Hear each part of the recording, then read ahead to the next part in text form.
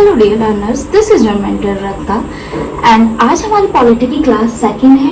Class 1 में हमने देखा था brief introduction about our constitution and part 1 and 2 और आज हमारी क्लास सेकंड में हम देखने वाले हैं फंडामेंटल राइट्स पार्ट 3 के बारे में।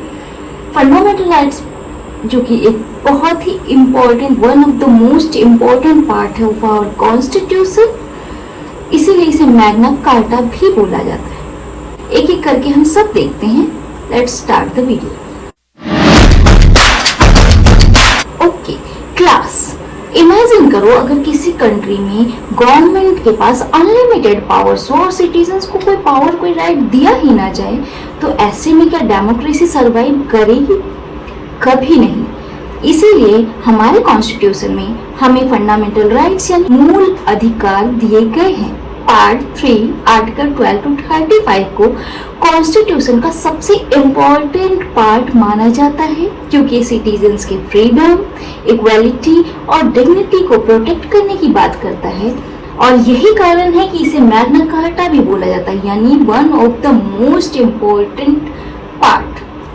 आर्टिकल नंबर 12 हमें बताता है डेफिनेशन, स्टेट की डेफिनेशन।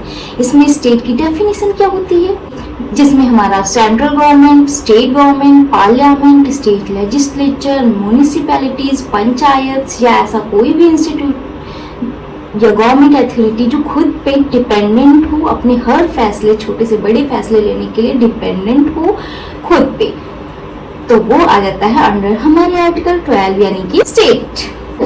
अगर म्युनिसिपल कॉर्पोरेशन या स्टेट गवर्नमेंट आपके फंडामेंटल राइट्स को वायलेट करे तो आप कोर्ट जा सकते हैं। Article number 13 judicial review. Article number 13 ये कहता है ऐसी कोई भी चीज, ऐसा कोई भी लॉ अगर हमारे राइट्स को वायलेट करता है तो वो अनकॉन्स्टिट्यूशनल डिक्लेयर कर दिया जाएगा। फॉर एग्जाम्पल, कल को मान लो कि कल को पार्लियामेंट कोई ऐसा लॉ बना दे जो फ्रीडम ऑफ स्पीच को कम्प्लीटली खत्म करने की बात करे, तो सुप्रीम कोर्ट उस लॉ को कैंसिल कर सकता है। फिर आता है हमारा आर्टिकल नंबर 14 to 18 हमारे आर्टिकल्स बात करते हैं इक्वालिटी की। आर्टिकल नंबर 14 ये कहता है इक्वालिटी बिफोर लॉ। सब लोग लॉ के सामने इक्वल हैं, चाहे वो देश का प्राइम मिनिस्टर हो या कोई आम citizen, all are equal in front of the law. Article number 15 कहता है डिस्क्रिमिनेशन नहीं किया जा सकता है, नो डिस्क्रिमिनेशन। किसी religion, caste, race, sex, place of birth, ये 5 चीज, religion, race, caste, sex, place of birth, religion, race, caste, sex, place of birth, इन 5 चीजों के बेसिस पे ना गवर्नमेंट या कोई संस्था या कोई स्टेट, जिसे अभी हमने डिफाइन किया, कोई भी किसी के साथ भेदभाव यानी डिस्क्रिमिनेशन नहीं कर सकती। आर्टिकल नंबर 16 कहता है equal opportunity in public employment. Government jobs में सबको इक्वल अपॉर्चुनिटी मिलेगी। ये जो हमने अभी पढ़े इन 5 के बेस पे, religion, caste, sex, place of birth, race, इनके बेस पे गवर्नमेंट किसी भी जॉब के लिए किसी के साथ भेदभाव नहीं कर सकती। एवरीवन इज इक्वल एग्जाम देने के लिए, गवर्नमेंट जॉब के लिए। आर्टिकल नंबर 17 क्या बात करता है एबोलिशन ऑफ अनटचेबिलिटी, यानी अनटचेबिलिटी को खत्म करता है। यानी जो बचपन में हम खेल खेला छुआछूत की बीमारी, ये तो एक गेम था, ऐसा पहले रियल समाज में हकीकत में ऐसा होता था कि लोग छूने से भी लोगों को तकलीफ हो जाती थी, तो वो एबोलिश करता है आर्टिकल नंबर 17। किसी व्यक्ति को सिर्फ उसके कास्ट, रिलीजन या ऐसे किसी भी बेस पे टेम्पल या किसी पब्लिक प्लेस में एंट्री देने से मना नहीं किया जा सकता। Article number 17 abolition of untouchability है। आर्टिकल नंबर 18 उसी तरह एबोलिशन ऑफ टाइटल्स को खत्म करने की बात करता है। स्टेट किसी को राजा, महाराजा जैसे हेरिडिटरी टाइटल्स नहीं देगी। जैसे पहले होता था ना, श्री श्री श्री, महाराज, राजा, ये पधार रहे हैं, ये वो, ये सब एबोलिश यानी इसको खत्म करता है आर्टिकल नंबर 18। लेकिन अगर कोई अपनी मेहनत से एकेडमिक टाइटल्स उससे दी जाती है तो वो अलाउ करता है आर्टिकल नंबर 18, जैसे कि डॉक्टर, प्रोफेसर, मेजर या कैप्टन मिलिट्री में जो होते हैं ना, ये सब इन सब के लिए अलाउड है। बट जैसे लोग कोई भी पहले किसी के आगे भी कोई बड़ी बड़ी टाइटल्स दे दिया करते थे, वो अलाउ नहीं करता है आर्टिकल नंबर 18। और जो कुछ लोग अपने कास्ट या रिलीजन से बेस अपनी गाड़ियों पे भी स्टिकर चिपकवा देते हैं ना, अगर उस पर केस हो तो वो भी मना, उसे हटाना पड़ेगा, क्योंकि ये एबोलिश है, ये मना है। लेकिन कोई लगा रहा है और किसी को तकलीफ नहीं है तो एज मार्केट में चल रहा है। बट अगर किसी को तकलीफ होगी और अगर उसके खिलाफ कोई बोले तो हटवाया जा सकता है और उस बंदे को हटाना पड़ेगा। फिर आर्टिकल नंबर 14 to 18 हमारे राइट टू इक्वालिटी की बात करता है, यानी समानता के अधिकार की बात करता है। फिर आता है हमारा आर्टिकल नंबर 19 to 22, ये हमारे फ्रीडम की बात करता है, फ्रीडम आज़ादी की बात करता है। तो आर्टिकल नंबर 19 के पास 6 फंडामेंटल फ्रीडम्स हैं। राइट टू फ्रीडम में 6 फंडामेंटल फ्रीडम्स, पहले 7 हुआ करते थे, लेकिन राइट टू प्रॉपर्टी बाद में हटा दिया गया। आर्टिकल नंबर 19 का first part freedom of speech and expression, यानी हमें बोलने और एक्सप्रेस करने की आज़ादी है, अपनी बात रखने की आज़ादी है।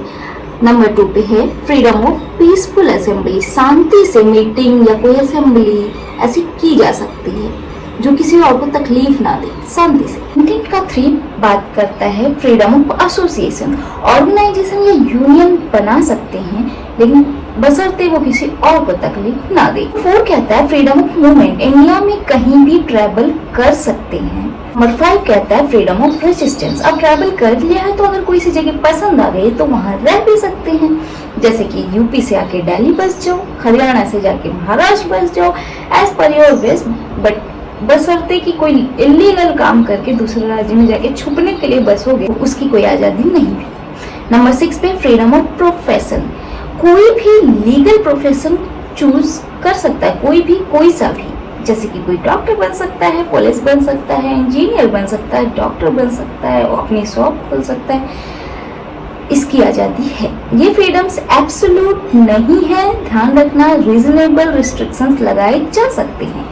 फिर आता है हमारा आर्टिकल नंबर 20, प्रोटेक्शन की बात करता है, प्रोटेक्शन इन क्रिमिनल केसेस, जो अगर पुराना कोई रूल था और अगर आपने आज गलती की है तो उसके बेस पे आपको, यानी पुराने रूल के बेस पे आज की गलती के लिए सजा नहीं दी जा सकती। जो आज रूल है और आज की गलती पे वही उसी रूल के अकॉर्डिंग सजा दी जा सकती है। जियोपार्डी, यानी किसी एक इंसान को एक ही गलती की 2 बार सजा नहीं दी जा सकती, जैसे कि आपने अंधा कानून मूवी देखी होगी, आई थिंक अंधा कानून ही है, जिसमें अमिताभ बच्चन को फंसा दिया जाता है झूठे मर्डर केस में, फिर वो बाहर आता है अपनी सजा काट के और उसी इंसान को मार देता है, यानी कि उस इंसान के केस के लिए वो ऑलरेडी सजा भुगत चुका है तो दोबारा उसको सजा नहीं दी जा सकती, नहीं थी, वो दी भी नहीं गई थी उस मूवी में, एक ही गलती की 2 सजा नहीं दी जा सकती। Number 21, right to life, right to life, life की बात कर दी गई है, right to life and personal liability. अगर लाइफ की बात कर दी गई है तो 2-4 लाइनों में तो बात खत्म नहीं हो जाएगी, तो इसीलिए आर्टिकल नंबर 21 पार्ट 3 का सबसे बड़ा पार्ट है, जहाँ हमारे लाइफ की बात की जाती है। ये कॉन्स्टिट्यूशन का सबसे बड़ा और इम्पोर्टेंट आर्टिकल माना जाता है। आर्टिकल नंबर 21 में हर पर्सन को डिग्निफाइड लाइफ जीने का राइट है, इसीलिए सुप्रीम कोर्ट इसमें इंक्लूड करता है। ये तो कुछ ही पॉइंट्स हैं, ऐसे बहुत सारे पॉइंट्स इसमें इंक्लूड किए गए हैं जो एक वीडियो में बता पाना it's not easy thing. Right to privacy, right to clean environment, right to legal aid, right to livelihood, right to health. अब हेल्थ में ही अगर ओपन करके देखोगे तो कितनी सारी चीजें आ जाएंगी। इसी राइट टू लाइफ का ही एक पार्ट है आर्टिकल 21 का ए, राइट टू एजुकेशन, जो कि हमारा मूल अधिकार बन चुका है, यानी कि 6 से 14 इयर्स के चिल्ड्रंस को फ्री एंड कंपल्सरी एजुकेशन है।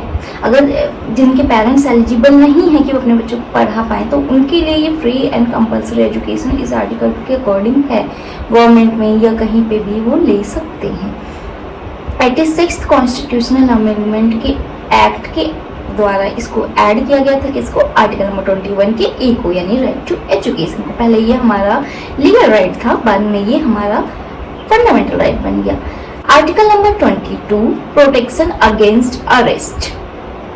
इसके अकॉर्डिंग अगर किसी पर्सन को अरेस्ट किया जाता है तो अरेस्ट करने का रीजन बताना होगा, लॉयर रख सकता है। अगर वो एलिजिबल नहीं है कि वो प्राइवेट लॉयर रख सके तो उसे गवर्नमेंट की तरफ से गवर्नमेंट फंड मिलेगा।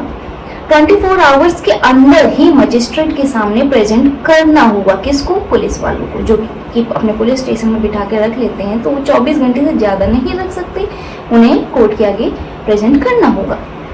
फिर आ जाता है हमारा आर्टिकल नंबर 19 टू 22 हमारा था राइट टू फ्रीडम। फिर आता है हमारा राइट अगेंस्ट एक्सप्लॉयटेशन, जिसमें आर्टिकल नंबर 23 एंड 24 आता है। 23 के अकॉर्डिंग किस चीज पे रोक है, प्रोहिबिट है, क्या क्या चीज? ह्यूमन ट्रैफिकिंग, यानी इंसान की तस्करी, यानी उसे बेच नहीं सकता। पहले कि अभी भी कहीं कहीं ऐसा होता है, लेकिन अगर उस पर कोई केस करता है और जानकारी में आता है तो उसको फिर पकड़ लिया जाता है जिसने ये कांड किया है। तो ना इंसान को नहीं बेच सकता, फोर्स लेबर जबरदस्ती किसी से काम नहीं करवा सकता, और एक बंधुआ मजदूरी होती है ना, किसी को बांध के सालों साल उन्हें कुछ सैलरी वगैरह भी नहीं दे रहे हैं, बंधुआ मजदूरी भी नहीं करा सकता, यानी कि किसी को जबरदस्ती फ्री में काम करने पे मजबूर नहीं किया जा सकता है। आर्टिकल नंबर 23 ऐसा कहता है। आर्टिकल नंबर 24 ऐसा कहता है कि 14 साल से कम एज वाले बच्चों को किसी भी हैजर्डस इंडस्ट्रीज काम में नहीं लगाया जा सकता, यानी ऐसा कोई काम जो बहुत डेंजरस हो, केमिकल से रिलेटेड, एसिड कंपनी से रिलेटेड, ऐसा वो भी जबरदस्ती, वो भी 14 साल से छोटे बच्चों को नहीं लगाया जा सकता। एग्जाम्पल, फायरवर्क्स फैक्ट्री या माइनिंग वर्क में बच्चों को काम पे नहीं लगाया जा सकता। ये था 23 एंड 24। नंबर 25 के अकॉर्डिंग कोई भी अपना रिलीजन चूज कर सकता है, प्रैक्टिस कर सकता है और प्रोपेगेंडा कर सकता है, यानी उसके प्रचार प्रसार भी कर सकता है, नो रोक टोक।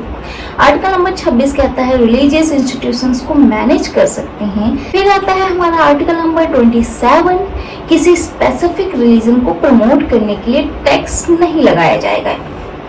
हालांकि आप सब लोग देख ही रहे हैं, न्यूज़ वगैरह देखते ही होंगे कि मंदिरों मस्जिदों ऐसी जगह पे कितने दान वगैरह आते हैं और अपने रिलीजन को प्रमोट भी किया जाता है। आर्टिकल नंबर 28 कहता है कि गवर्नमेंट एजुकेशनल इंस्टीट्यूशंस में रिलीजियस इंस्ट्रक्शन नहीं दी जाएगी, लेकिन अगर आप चाहें अपने रिलीजियस के बारे में पढ़ाना तो अलग से अपने मदरसा वगैरह जैसे खोल सकते हैं। फिर आता है हमारे आर्टिकल्स 29 एंड 30, यानी कल्चरल एंड एजुकेशनल राइट्स की बात करते हैं। आर्टिकल 29 बोलता है लैंग्वेज, स्क्रिप्ट एंड कल्चर को preserve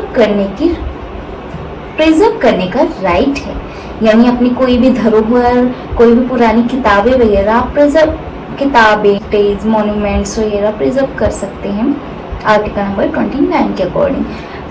example, Tamil, Punjabi, Marathi, Sanskrit etcetera सब पहले से चली आ रही है और इसको प्रोटेक्ट भी किया जाता है। तो किसके अकॉर्डिंग है? 29 के अकॉर्डिंग है। आर्टिकल नंबर 30 ये कहता है माइनॉरिटीज एजुकेशनल इंस्टीट्यूशन स्टेबलाइज और एडमिनिस्ट्रेट कर सकते हैं।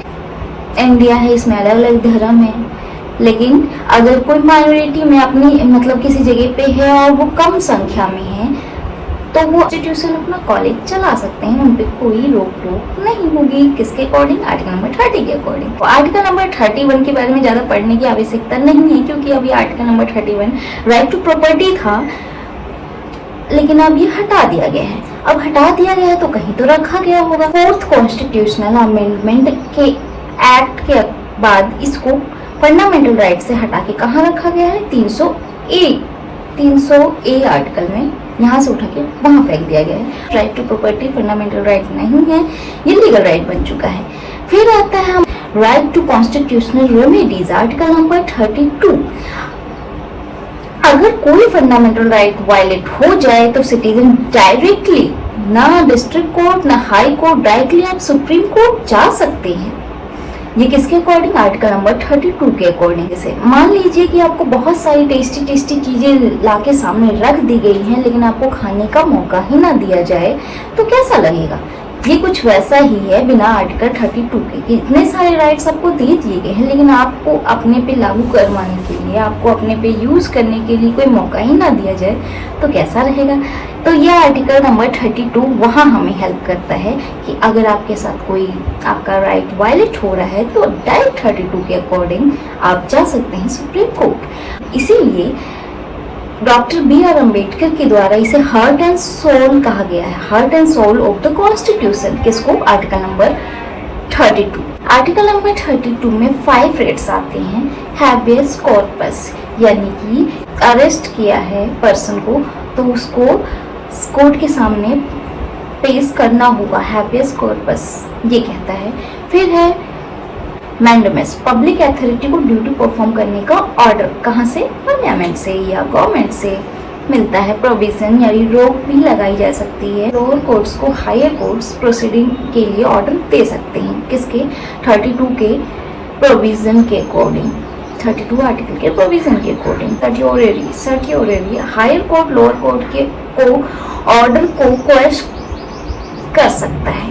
फिर कोई क्वारंटो पब्लिक ऑफिस पर अथॉरिटी चैलेंज कर सकता है। देखो इतने सारे हमने राइट्स पढ़ लिए, इतने सारे हमें राइट्स मिले हुए हैं अपने राइट्स को मनवाने के लिए। आर्टिकल नंबर 32 भी मिला हुआ है, लेकिन तो आपको क्या लगता है सिटीजन्स अपना राइट्स मिल गया तो कोई भी मनमानी करेंगे? नहीं, इसको रोक टोक के लिए भी बाकी के 3 33, 34 एंड 35, 33 एंड 34 मेन रोक टोक के लिए भी बना है। आर्टिकल नंबर 33 कहता है parliament, arm forces, police, intelligence agencies के फंडामेंटल राइट्स को डिसिप्लिन और नेशनल सिक्योरिटी के लिए रिस्ट्रिक्ट कर सकते हैं। 34 मार्शल लॉ के दौरान पार्लियामेंट स्पेशल लॉज बना सकती है और ऑफिशियल्स को लीगल प्रोटेक्शन दे सकती है। देखो आर्टिकल नंबर 33 ने कह दिया कि ज़रूर में यानी इमरजेंसी में रोक टोक लगाई जा सकती है। जैसे कि मान लीजिए देश में कोई आपदा आ गई है, इमरजेंसी लगा दी जाए, जैसे कोरोना के टाइम भी हुआ था कि घर से बाहर नहीं निकलना है। ऐसे अगर जैसे मान लीजिए पहले हुआ भी है कि आतंकवादी हमले हो गए हैं तो राइट टू लाइफ यानी कि हमें बाहर घूमने फिरने ये सब की आज़ादी थी ना आर्टिकल 21 के अकॉर्डिंग, तो वो सब पे रोक टोक लगाया जा सकता है। लेकिन याद रखना कितनी भी रोक टोक लग जाए, लेकिन मतलब इन बाकी सब चीज़ पे रोक टोक लगाया जा सकता है, लेकिन एलिजिबिलिटी एंड टाइटल्स ये 2 राइट्स नहीं छीनने जा सकते चाहे कितनी भी इमरजेंसी आ जाए। फिर लास्ट में है हमारा आर्टिकल नंबर 35, कुछ फंडामेंटल राइट्स से रिलेटेड लॉ बनाने के लिए पार्लियामेंट को डायरेक्ट पावर है, पार्लियामेंट्री पावर। मतलब कुछ आर्टिकल्स ऐसे हैं जिसमें पार्लियामेंट डायरेक्ट बिना सहमति, बिना कोर्ट की इजाज़त पार्लियामेंट डायरेक्ट लॉ बना सकती है। अच्छा चलो, हमने अपने राइट्स जान लिए। अगर हम गलती करते हैं तो उस पर रोक टोक भी लगाई जा सकती है। इतना सब कुछ जानने के बाद ये भी जानो कि ये किताबी बातें महज किताबी ही रह जाएंगी अगर ये जिनके लिए बना है उन तक ही ना पहुँचे। तो फिर इसीलिए अगर ये वीडियो आप तक पहुँच गई है तो आगे और भी शेयर कीजिए उन लोगों तक जिन्हें अपने राइट्स नहीं पता है, जिन्होंने अपने राइट पे गौर नहीं फरमाया है या जिन्हें पॉलिटी के बारे में नहीं पता है। ना हमने जाना, इसके बाद भी अभी भी जानने और समझने के लिए बहुत कुछ है, लेकिन आज के लिए इतना ही। Bye, take care, stay tuned and stay educated.